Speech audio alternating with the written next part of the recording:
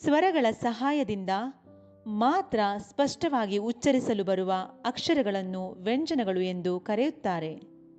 ಅಥವಾ ಸ್ವರದ ಸಹಾಯದಿಂದ ವ್ಯಂಜಿತವಾಗುವ ಪ್ರಕಾಶಕ್ಕೆ ಬರುವ ವರ್ಣಗಳು ವ್ಯಂಜನಗಳು. ಉದಾಹರಣೆಗಾಗಿ ಖ ಎಂಬ ವ್ಯಂಜನಕ್ಕೆ ಅ ಎಂಬ ಸ್ವರಾಕ್ಷರವನ್ನು ಸೇರಿಸಿದಾಗ ಅದು ಕ ಕುಡಿಸು ಅ ಅಂದರೆ ಕ ಅಕ್ಷರವಾಗುವುದು. ಮತ್ತೊಮ್ಮೆ ತಿಳಿಯೋಣ.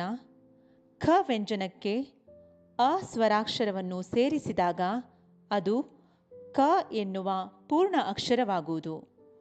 ಇದರಂತೆಯೇ ಖ ಕುಡಿಸು ಆ ಅಂದರೆ ಕಾ, ಖ ಕುಡಿಸು ಇ ಅಂದರೆ ಕಿ, ಖ ಕುಡಿಸು ಈ ಅಂದರೆ ಕೀ.